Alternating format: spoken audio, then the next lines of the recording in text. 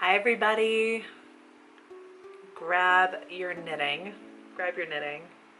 and grab a drink, grab some snacks, and settle in for the long haul, because episode 36 of KNITLIB, the podcast, is about to start.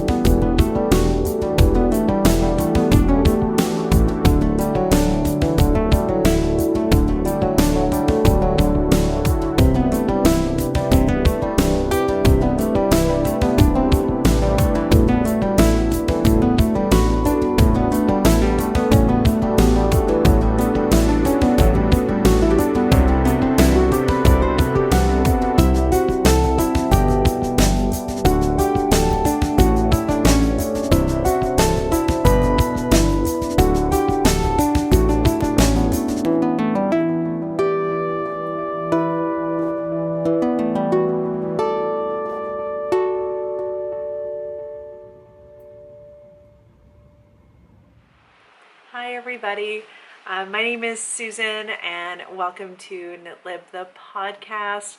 This is my little corner of YouTube that's all about knitting and books and my life and other junk. Yeah, it's nice to have you here.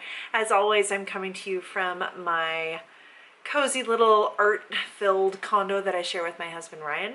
And yeah, I'm just gonna jump in and start this episode because it's been a couple of weeks since I uploaded one or recorded anything.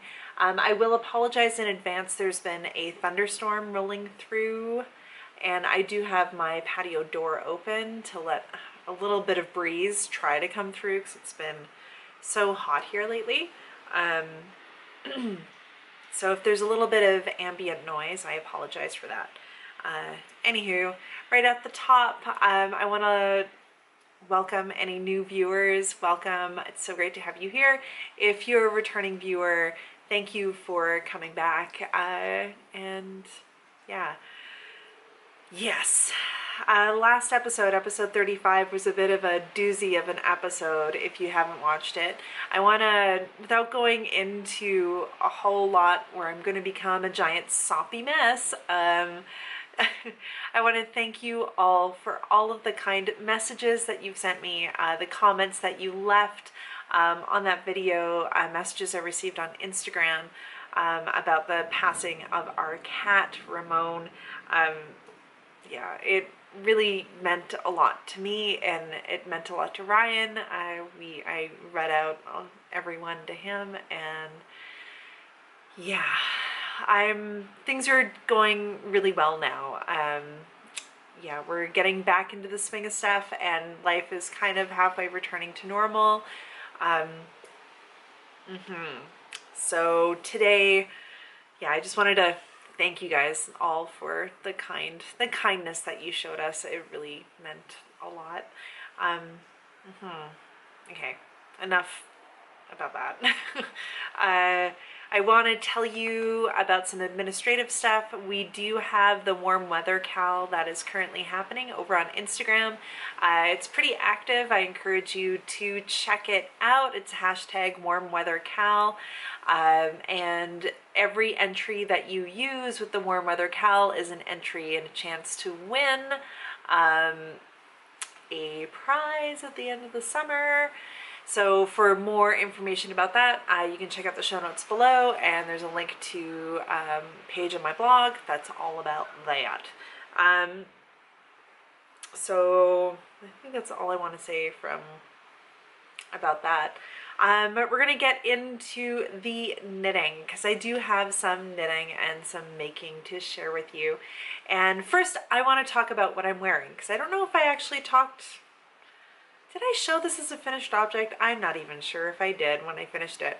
But this is my Weekender pullover by Andrea Mowry, who's Dre Renee Knits. This is my version, which I did with random skeins of fingering weight held together to get a marled effect.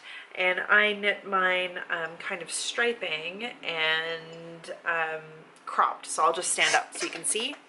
So I did make mine cropped, which I really enjoy. So I've been kind of going for a highlighter type of weekender. So yeah, color blocked. It's been really fun. There are a lot of different yarns all throughout this. I think I used pretty much the same yarn held together and then swapped out different colors. I can't even remember now.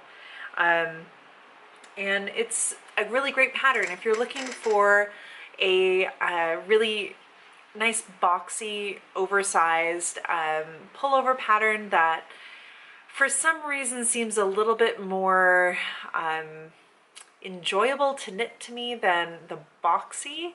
I have made the boxy, and this one, I think it's because it's just like the boxy by Joji Locatelli. It's knit from the bottom up, but the difference with this one is that it begins with a split hem.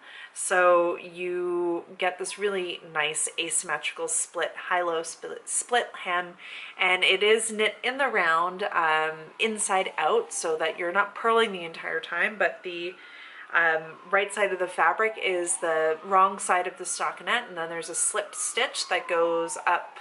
Is it both? Yeah, it goes up both the front and the back. And I really enjoy this, and I did make it cropped because I enjoy cropped things. I do a lot of layering in the winter time, so cropped things are really great over dresses. And I mean, in the summertime I wear high-waisted skirts and high-waisted pants, so they're also great for in the summertime. Although I feel like I'm dressed slightly nuts right now just because my pants, my linen pants I'm wearing are vertical stripes, and then this is horizontal stripes, and there's a lot of stripey action happening, but whatever. So that's my weekender. Strongly recommend this pattern if you're looking for something an intermediate knitter can do. It's not too hard, and it's a pleasure to work with, and it's also a really great way to use up fingering scraps, especially if you want to do like a scrappy weekender. Yeah, you don't have to use up that much yarn. It's kind of awesome.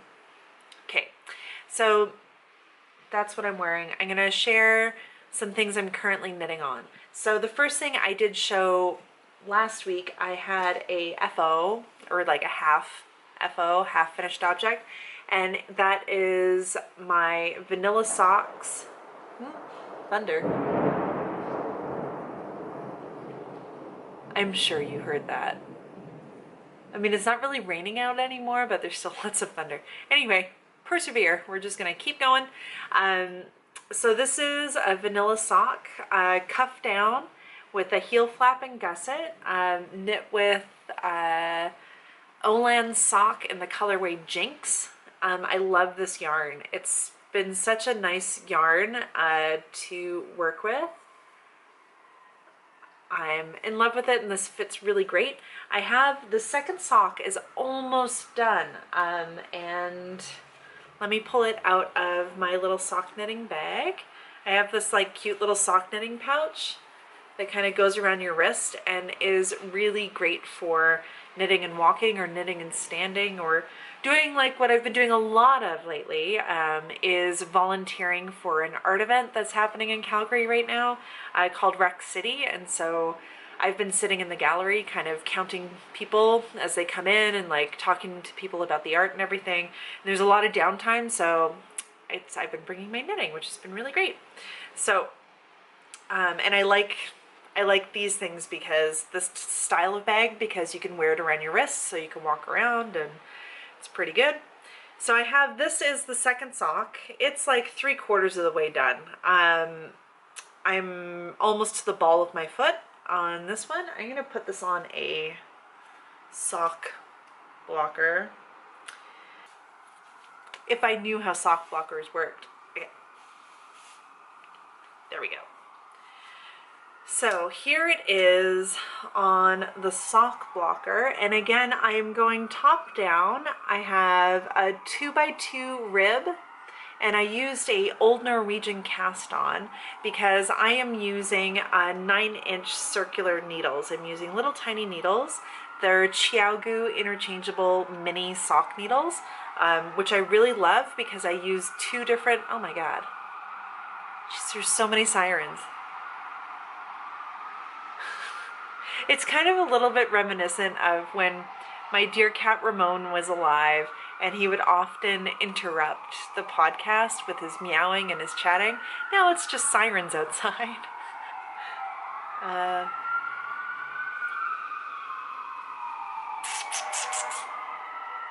Okay, we're just gonna wait until it stops. Okay, the sirens have stopped. Yeah, these needles, as I was saying, these needles are really great because they have different length of tips. So you can kind of see, like, one has a little short tip and the other one is just slightly longer. So it makes knitting at such a small circumference actually a little bit easier. I did an old Norwegian cast on to add a little bit more stretch, and I actually managed to do it with casting on with these small circulars, which is no small feat. Then just because I do find using 9-inch circulars really finicky, and I feel like a giant. But anyway, I decided to experiment a little bit with my sock construction, my top-down sock construction. So the first sock I just did normal. We have a heel flap there, slip stitch, heel flap, a little bit of a heel turn, and then you pick up the stitches along the heel flap, decrease for your gusset, go back down to 64 stitches, which is what I'm knitting at. And I've been thinking about trying a different kind of heel. And I was at my local yarn shop, and I saw, let me just pull it from over here. I saw that they had this book on the shelf, and this is the Sock Knitter's Handbook, Expert Advice, Tips and Tricks, from Charlene, Schurch, and Beth Parrott, I think it's Parrott. And I'd never actually seen this book before. I've seen other sock books by Charlene Schurch, but this is the first time I've seen this book.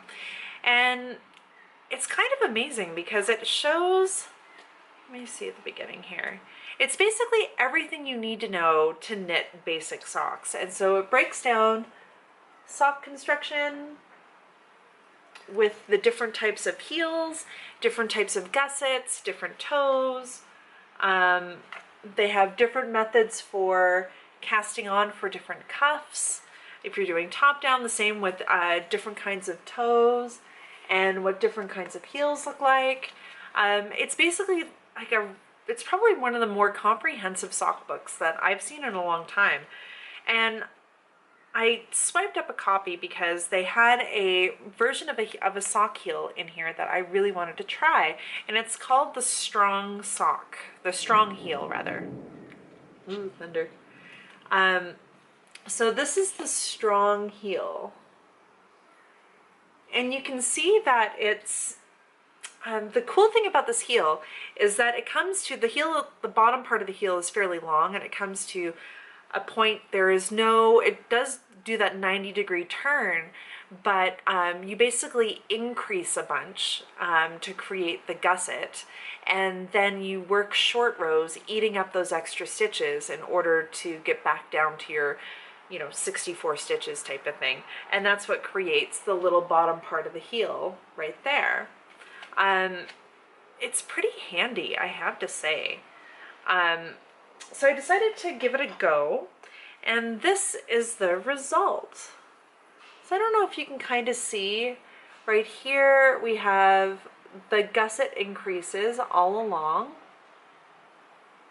and then right along here are the short row decreases. So I started the short row basically right here and kept increasing and increasing and increasing those short rows until I got back to the basically the join, like right there, and when it was back down to 64 stitches again. And I have to say, I'm very pleased with how the heel looks. There's no picked up stitches, so it's very easy to knit, and I think I could probably memorize this pretty well. Usually with heel flaps and gussets and fish lips kiss heel and all of those kinds of heels, I have to just refer to something just to remind myself of what's happening. This one I think I could do it on the fly just easy. And what I also like about it is that it provides a little bit more space, a little bit more room around my instep. I have an incredibly high arch on my foot, which makes kind of those socks that have just a short row heel, like a German short row heel or a fish lips kiss heel, there's just not enough room in the sock for my foot. There's too much stress over the top of my foot. So I need to have a gusset of some kind. And this is working out pretty good. I kind of like it. I won't know how it'll wear until it's done, and I will have, two socks that are the same but different, so I'll be able to tell what wears better, really. I have a feeling that my heel flap and gusset's probably going to wear better because of the slip stitches that are at the back of the heel, and that's usually, I tend to wear out my socks kind of like on the back of my heel. But anyway, it's been kind of fun experimenting with new heels, and yeah, I'm almost done this one. I'll probably bring it with me to gallery sit tonight at Rec City and get a bunch knit on it. I might even be able to finish it. We'll see. I'm gallery sitting for like about 3 hours or so. So yeah, almost finished object. And now a drink break brought to you by homemade kombucha. That mostly tastes fine. And I only say that because I just brushed my teeth. And drinking kombucha when you've just brushed your teeth is kind of a little gross, but whatever. I started brewing my own kombucha, inspired by the podcast Wooden Nest, and yeah, she has a really great video about how she brews kombucha and does like a double fermentation, and I've started doing that to varying degrees of success, but everything I make has been drinkable and I haven't died yet, so anyway, on to the next work in progress, I guess. I don't know. The next knitting thing. I'm going to share with you a project that is in progress that's almost done. Oops, sorry, didn't mean to hit the table there. And this is living inside one of the random tote bags that I have kicking around. I have a tote bag obsession, and my husband, whenever there's a free tote bag around, he always picks one up for me because he knows how much I love them. This is a project I'm currently working on that is a pattern design that is currently in the works for me, and it's called Mauzy. And Mauzy is basically a smoke ring, an oversized smoke ring that you know, you can wear as a cowl. It's flexible enough that you can actually wear it over your shoulders, kind of like a half poncho. You can wear it as a hood. You can do all sorts of things with it. And it's perfect for winter, especially perfect for winters in Canada, winters in Alberta, where temperatures can hit the -30 Celsius, -40 Celsius. So having something that's super squishy and warm is really great. Not right now though, because it's been like 30 degrees and up the entire week, and if it wasn't for the thunderstorms we have occasionally, I would probably just wither up like a raisin and die. I keep talking about dying this episode. So Mauzy is made from 2 strands of really luscious hand-painted yarn held together. The first is a skein of, yeah, you guessed it, everybody and their best friend is using lace weight mohair. So this is Kid Silk mohair from Hedgehog Fibers in the colorway Koi, I think? Kimono. Colorway Kimono. And then this right here is a DK weight Donegal tweed superwash wool that makes superwash merino with Donegal something, and it's from Olann. The colorway I can't remember off the top of my head. But anyway, this is Mauzy so far. So Mauzy is done basically color blocked. So there is one section that is done all in a really simple eyelet lace pattern, and with a picot edge cast on, and then we flip over into another color block using just plain stockinette. So this is kind of like the easy peasy round that you can do while watching movies, reading books, or whatever. The idea, this is quite long, it's long right now. I can't remember how long it is. I need to measure it, but it's fairly, it's about the length of, longer than a sweater, essentially, the body of a sweater. The idea is that you'll be able to, and I'm going to demonstrate here, that you can put it on over your head and that it will sit really nice and comfy and cozy. And then this will be worked out to probably half the length of this right here, and then flipped on top of itself to kind of add a little bit of a rolly kind of border. So it'll be more than likely stockinette, the reverse stockinette edge out. And yeah, it's pretty substantial. I did mention you can kind of throw it over your shoulders, so it's nice and warm, and yeah, or you can just pull the whole thing, if I can get it down, the whole thing down around and wear it all squishy squish. Yeah, it's pretty, I'm really happy with it. Let me get it off quickly here. It's knit at a very there we go, a very comfortable gauge, using, what size needle am I using? I'm using a 6mm needle, and the gauge, I haven't measured the gauge exactly yet, But I love it. It's very forgiving. It's incredibly drapey, super soft, incredibly warm, and it's going to be so perfect for the fall and winter. It is based off of another version I have made, which is right here. This was the Ectoplasm Snood, what it was originally called, and it's based off of this. This is done with a fingering weight held together with a silk mohair. It's really substantial as well. And the idea with this one is that you do basically turn it inside of itself so that you can wear it all squished up and layered, and there's like 2 colors you can work with. Yeah, it's really lovely and warm. And the pattern that I'm working on, the Mauzy pattern, will have instructions for doing both. So you can do a DK weight version, or you can do a fingering weight version depending on what kind of stuff you have kicking around in your stash or what kind of weight that you want to be working with.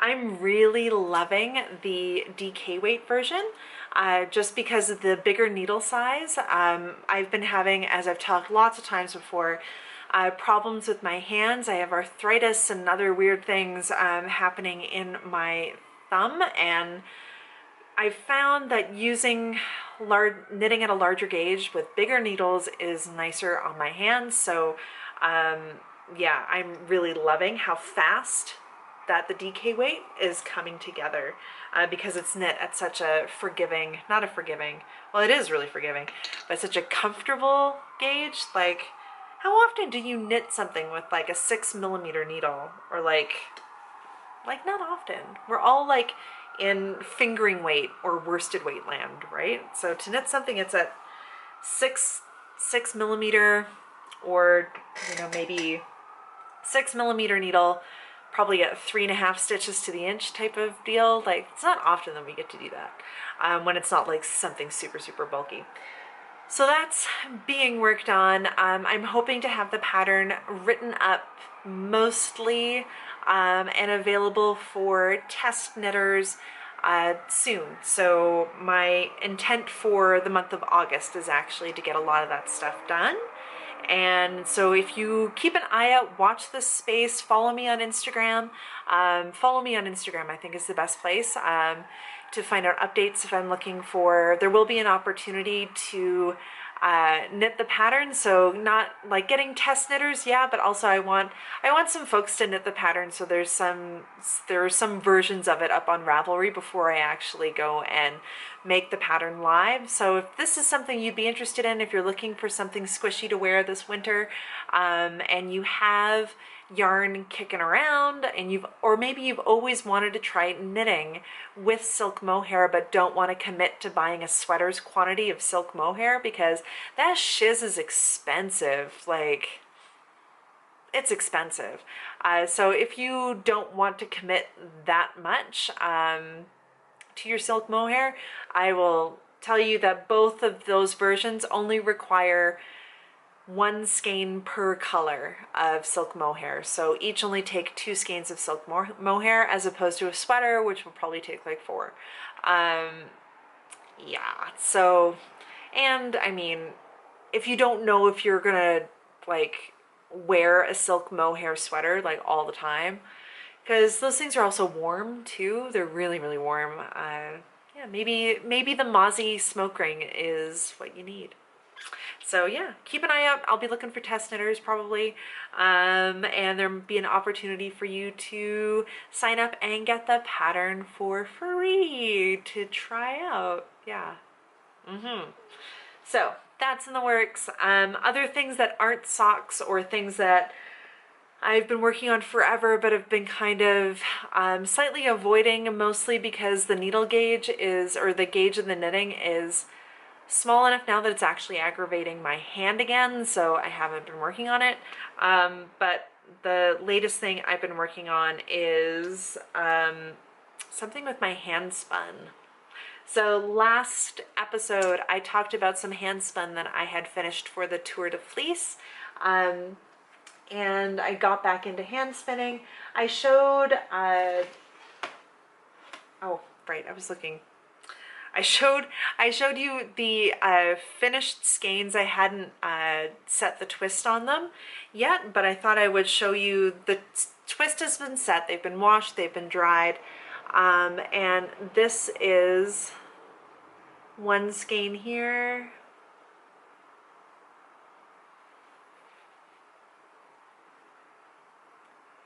So much neon realness happening. And this is the other one. I love it with my nails. I just got my nails done this afternoon and I'm loving this together. This is good. So this and this actually, they all came from the same bat. So I don't know if you can remember from the previous episode, I showed the bat that I was working with, which was from Sea Turtle Fiber Arts, and the the colorway was just like a one-of-a-kind colorway. I bought 2 braids of the fiber, and it's a superwash merino with stellina fiber, so it's super sparkly. It's really sparkly.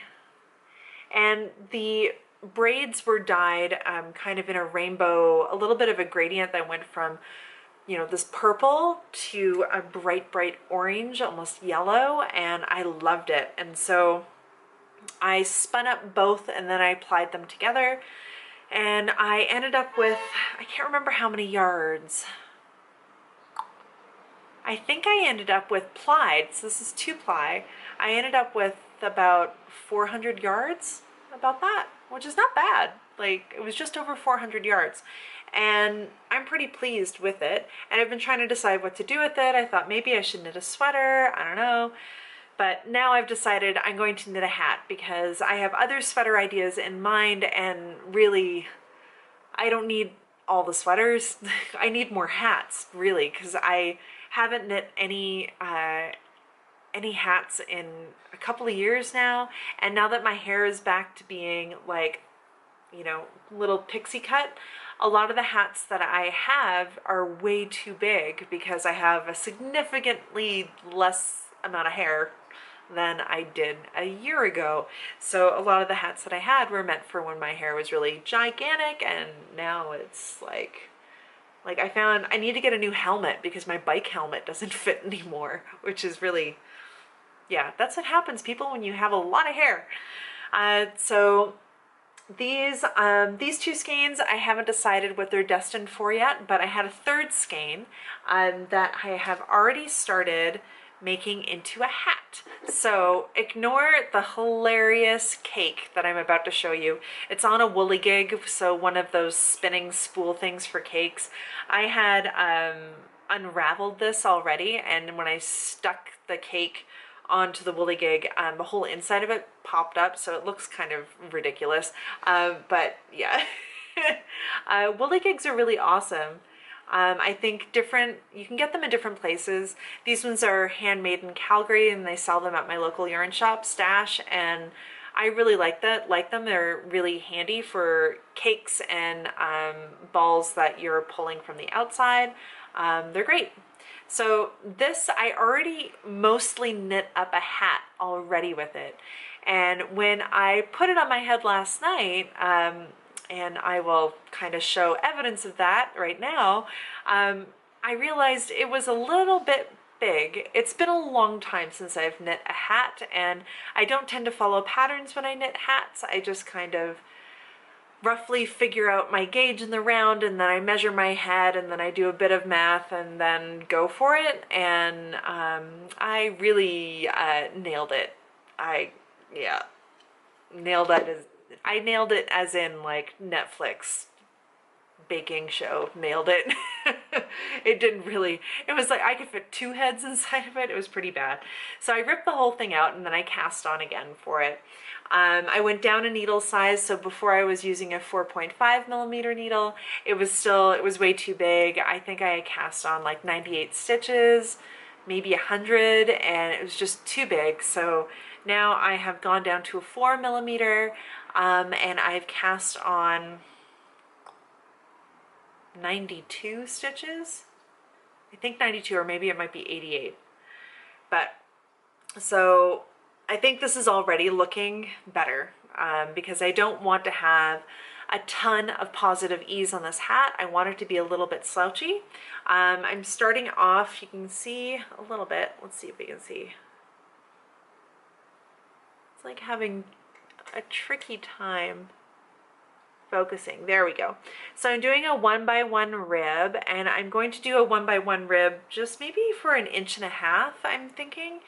And then I am going to do stockinette, but there will be slip stitch design features, kind of like I was inspired by my weekender, and where there is a like slip stitch the entire way up. That's just purely decorative, and I really like that on reverse stockinette. I think it looks really sharp. So I'm going to do that on the hat. I haven't quite decided if I'm just going to do one stripe or if I might do 2 or 3, maybe I'll do 3, maybe slightly spread out, and it can be, or I might divide the hat into quarters. I haven't decided. I'll figure that out a little bit later. I don't know. I'm just flying by the seat of my pants here, people. I am really loving how this yarn is knitting up, and it is pretty fun because it's, you know, yarn I spun myself, and that's kind of exciting. So I know when I knit up most of it, it does do a little bit of a self-striping type of thing, which is really exciting. And I know it's going to be really great when I'm done, and I'm excited to have the reverse stockinette showing on the outside, because that's going to keep things looking pretty freaking sharp, I think. And it's going to make the hand spun shine, because there's so much texture within the hand spun, because it's like barber pulled or like licorice. It almost looks like licorice type of thing. And plus it's slightly thick and thin. And with the sparkles, I think it's gonna look really great with nubby side out as opposed to nubby side in. And then it'll forgive any tension issues that I have. So that has just been restarted, as in like the beginning of this episode restarted. And I will keep you up to date with how that goes. I'm hoping I'll get a lot of it knit actually this weekend, maybe. Possibly next weekend when I am still volunteering for Rec City. So there's just been a lot of knitting time in the gallery. It's been pretty great. Yeah, so I'm totally loving that. This stuff, haven't decided what this is going to be yet, but it's going to be something. Maybe it'll just be, maybe this will be another hat. I don't know. Maybe I might brioche it with something, because I hate brioche and I really need to teach myself it, but why do something you hate doing? Anyway, now I have one more thing I want to share with you, and it's actually a crochet work in progress, and it's kind of jumbly, so I'm just, give me a second, I'm gonna grab it here. So I've been thinking a lot about my workspace, and especially my podcasting space and behind me, and the majority of the artwork that is behind me you can kind of like see around, with the exception of that cat needlework right there, which I found at a thrift store in Montreal. The majority of the stuff that's back there is things that my husband put up at a certain point, because there used to be a couch that sat here and now it's my desk, and so I just haven't switched out all of the stuff behind me, and there are other places we can put all this artwork, and I just need more storage space. And I thought, I've been looking at my stash, and I have a huge stash. I'm trying to get rid of it and to work with it, and I thought maybe I should be holding things together and crocheting practical things, and I decided to look at baskets. And there's a pattern, and I'll link it in the show notes because I can't remember it off the top of my head, but there's a few different patterns for hanging like pod baskets that are meant for putting stuffed toys in for kids, or like linens or something like that in a whatchamacallit, bathroom or something. like that. And I thought, how cute would that be to have a couple of different hooks behind me with varying sizes, or like, you know, varying versions of these little baskets that I can shove, you know, my prized yarn inside of. So like put all of my hand spun in there, put in my favorite fingering weight and stuff like that, things that inspire me, so that I can get rid of a lot of the stuff that I don't want to use. And so I decided to start making a basket. Now I did one version of it, just trying to make it up. And I'm not a good enough crocheter to just make something up. So I did go and find the pattern, and I'm following this pattern. It's like almost done. It's like super almost done, but I'm gonna show you. It's done with three strands held together of, I have the stuff here. So I have two of these here are acrylic, and then this is a, not even superwash, it's just 100% wool. And they're held together to create a nice chunky weight, marled neon green type of strand that I'm crocheting with the size, what size is this hook? It's a 10mm hook, so a size N for those playing the home game. I'm really enjoying how this is turning out. There's just a couple of more rows that are going to go along the side of this, and then it's going to expand just a little bit, and then there will be a hook close to the back, so the whole thing will kind of droop forward a little bit. And then I'm going to stick some yarn in there, and it's going to be super cute, hopefully. I don't know. I'm not a huge crocheter, but I am enjoying this kind of thing. And I'm not crocheting it very tight, I'm just crocheting it fairly loosely, because I'm also a loose crocheter. But yeah, if it turns out really well, then I might make more of them, and then I'll just have all sorts of baskets behind my head that'll look like, I don't know, sagging sacks filled with things. That's gross. Anyway, has anybody else like done this pattern? I'd be very curious, and how that's worked out for you, or even just how you store your yarn. I have plastic bins out the yin yang of like filled with yarn, and I just, yeah, I don't know, it gets really overwhelming because you can't see it all, and it's kind of nice to be able to see things. So yeah, what's your favorite way to organize your yarn? I want to know.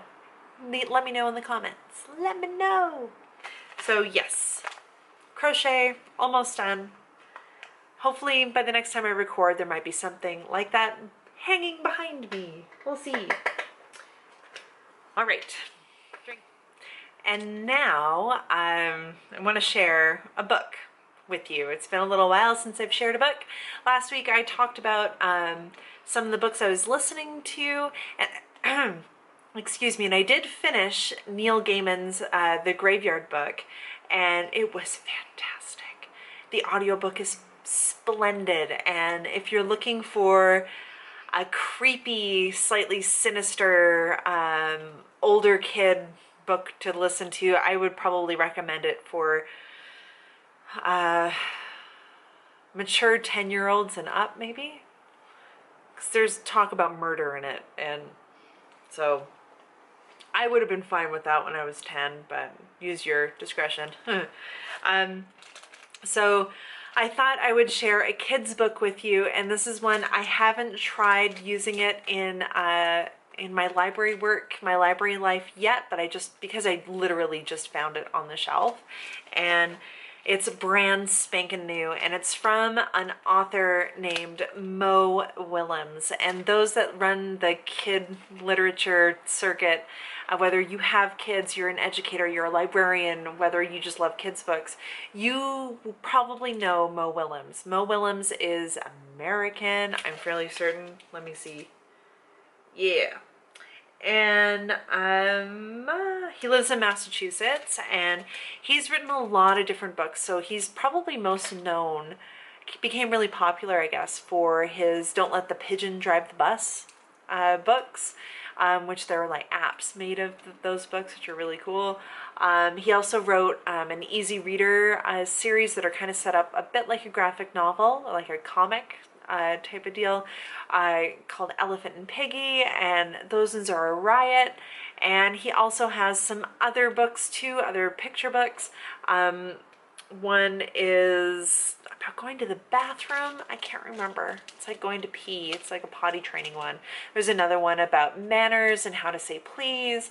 And then one of my favorite ones is That Is Not a Good Idea, and that one's really good because it's kind of done in the style of a silent movie, which is really cool. And it's always so much fun to read that one with kids because they don't know what's going to happen. It kind of goes for, like, you think it's going one direction, then it takes a dramatic left turn, which is really cool. He has another one called Nanette's Baguette. That's fairly recent. I think it came out in 2016 or 2017. And Nanette's Baguette is all about Nanette, who has to go run an errand for her mother to get a baguette for supper. And the entire book basically is all these words rhyming with the word Nanette and baguette. And to read it aloud as a storyteller is really, really funny because you will trip over your words no matter what. So kids laugh a lot when you read it. And if you're always looking to get kids laughing, that's the way to do it. You just have to be a grown-up and fumble over your words, and kids find it hilarious. So Nanette's Baguette, the illustration style is very similar to the book I'm going to show you, which is one of his newest ones, and it's called A Busy Creature's Day Eating. Oh, sorry for the reflection. I have my computer on, and then all the library books have like a plastic sheeting over it to protect the end papers and stuff that are the book jacket rather. This is an ABC book. But it's not a normal ABC book. It is typically when you have an ABC book, if you give an ABC book to a kid, it's usually like A is for apple, B is for box, C is for cat, and like things like that. And with the exception, Oliver Jeffers has a really great alphabet book where each letter of the alphabet is like a little short story, a little narrative, and sometimes the letters will refer back to themselves type of thing as you go throughout the book. Yeah, the Oliver Jeffers, the alphabet book, is fantastic too. This one's a little bit different, and when I saw it, I thought, oh look, a new Willems. Let's take a look at that. And my immediate reaction is that, oh, it's an alphabet book. This probably is not going to work for story time. And I was so wrong.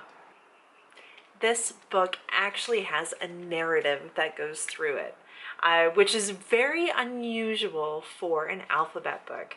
And so I started to read it, and I'll kind of give you a little bit of a peek. So we have A, we have apples, B, berries, C, cereal. We're following this strange creature as he's going through eating all sorts of stuff, donuts, eggs.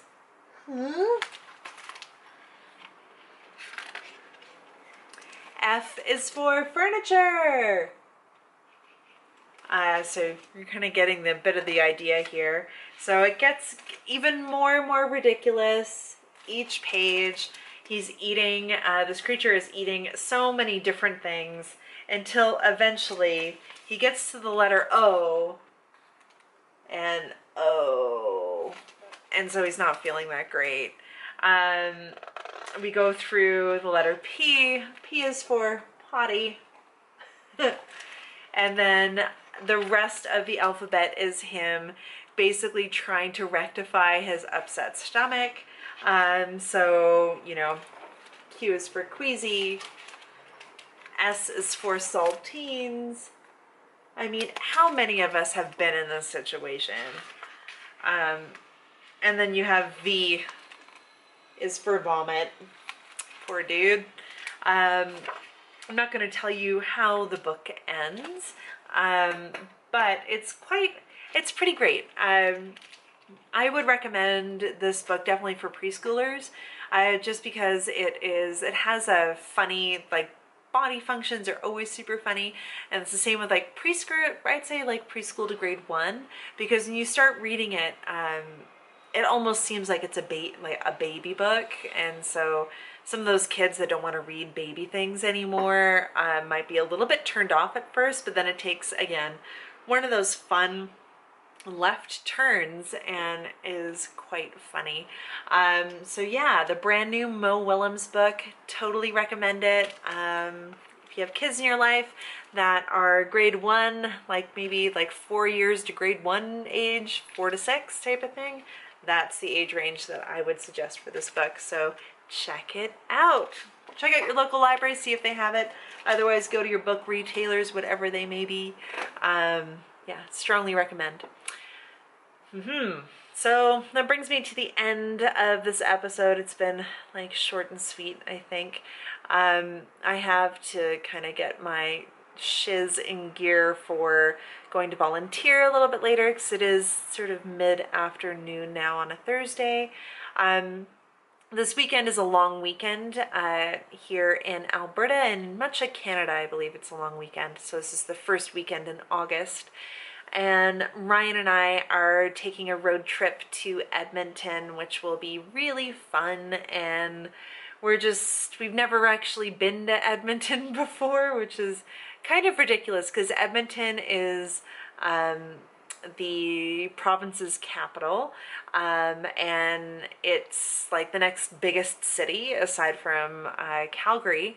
And yeah, there's a lot of cool things that happen up there, and I've been living in Alberta for, I guess, about 18 years, and I've never actually really been to Edmonton that much. I think I went to the West Edmonton Mall once, and that's like a giant mall that has all sorts of things in it that we're not going to this time. We don't need to go to the mall, but we're going to be doing other things like eating at good restaurants and hanging out at coffee shops and walking around and sightseeing and just generally being in a town that is not ours, but like just enjoying our time, because it is the following week is our 4-year wedding anniversary. So we're kind of doing it in a way to celebrate that, I guess. I don't know. It's pretty low-key, and it should be fun. It should be fun. We're leaving Friday morning, and yeah, so I'll be sure to I'm gonna make sure I have my my SLR, my good camera, all charged up, and I don't think I'll do any vlogging necessarily. I don't vlog in terms of like holding the camera and talking, really. I might do that, but I doubt it. But what I will do is shoot footage of different places in Edmonton, and I will also take lots of photos, which I'm excited. I'll be excited to share on my blog eventually. Yeah, so yeah, I'm really looking forward to this month. It's a month off from school, and then school starts up again in September, and I don't know if I'm going to regret this decision, but I've signed up for 2 courses instead of just 1, so we'll see if I regret that in the months to come. But in the meantime, I'm not going to think about that. I'm only thinking about the month of August and all the things I plan on doing before September starts again, which include knitting all the things and sewing all the stuff. And I picked up some sewing patterns online that I'm excited to experiment with. And yeah, and read books. That's all I want to do. That's all I want to do this summer. Knit, sew, and read books. So yeah, that does bring me to the end. I hope you enjoyed this episode, that you found something that you could connect with, and if you want to give me a thumbs up, go for it. Lets me know that people are watching and all that jazz. I hope that you have a lovely week, and if it's a long weekend where you are, I hope it's a nice break, and I will chat at you another time. Thanks so much for watching, everybody. We'll talk to you later. Bye.